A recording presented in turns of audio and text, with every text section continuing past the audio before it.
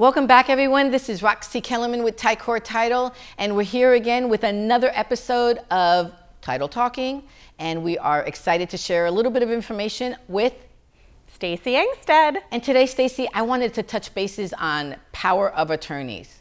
Whoa, whoa, and whoa. Yeah. And I know that we've in previous episodes we have touched on power of attorneys.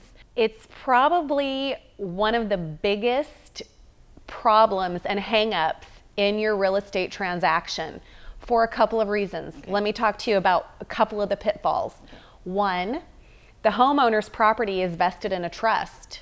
The trustee is in the hospital, not capable of making their own decisions, and a son, daughter, sister, brother, spouse comes and says, I'm selling the property with a power of attorney.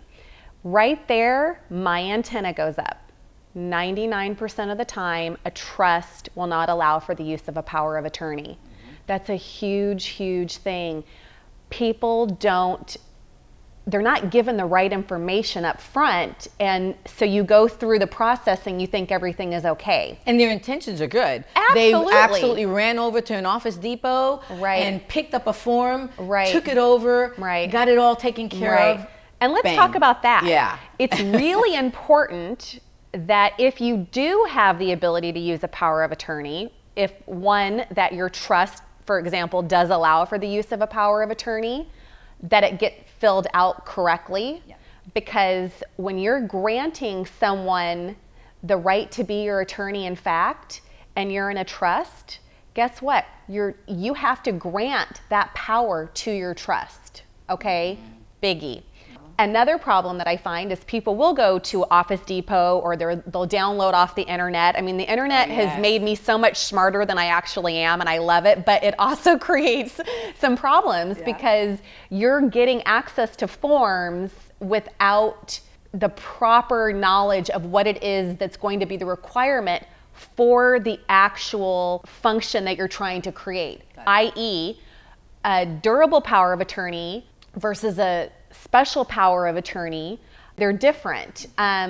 When people are going overseas, when our military, when one spouse is left behind and the other spouse is overseas and they get a power of attorney from the military, there are all these different factors that go into it. And it's really important that the minute that a realtor is listing their property for a homeowner, for a seller, and someone mentions the use of a power of attorney, it's important that they get that POA over to the realtor so they can get it to us so that we can review it. The last thing that you want to do is bury that knowledge and then get 2-3 weeks into a transaction and realize, oh my goodness, I've got a power of attorney and we're either not allowed to use one, or we have downloaded the incorrect form, it's not executed properly, it's too old. There's a lot of factors that go into it, and that is something that I do love to help people with that education on that, because it's a huge deal and I really want to try to help keep people out of trouble. So the power of attorney that is special, and the ones that we are finding that are off the internet, or you go to an Office Depot or a library to pick them up, they could affect the transaction in a way that it would be null and void. It would not actually, we wouldn't be able to use it? Absolutely. Is that what you're saying? Okay. Absolutely. Well, good. Well, good. So if you have any questions regarding the power of attorney, I also know that there's a life to the power of attorney. You do not have a form that can be shown up from 10 years ago, and then all of a sudden it's okay still to use it.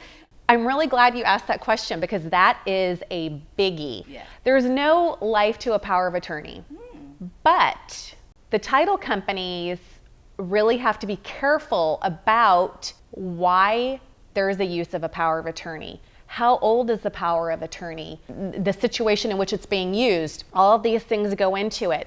I have had the occasion where we've had to use a power of attorney that was 10 years old, for example. Okay. It is not the norm, and there's a lot of factors that go into it. We had to have doctor's notes saying that when this power of attorney was generated a decade ago, the person was incapacitated and that her mental health had not changed, and she continued to be incapacitated and nothing had changed with that.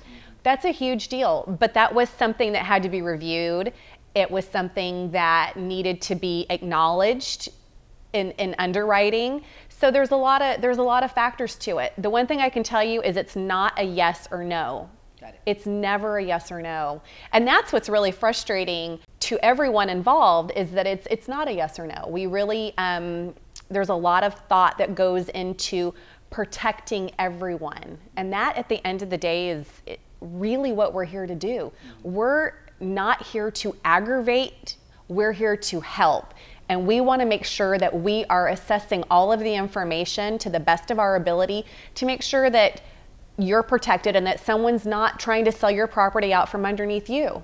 So I always try to flip it to the other side too, so people look and go, God, no, I know I'm getting really frustrated. It's no different than when my bank freezes my account because they're worried that somebody's taken my credit card number. They've frozen it because they're concerned about it. I all of a sudden calling them going, why did you do that? Well, if I really had identity theft and someone had taken my checking account information or credit cards or whatever, you really kind of have to look at it on the other hand and say, I am grateful that they were this thorough in doing what it is that they do.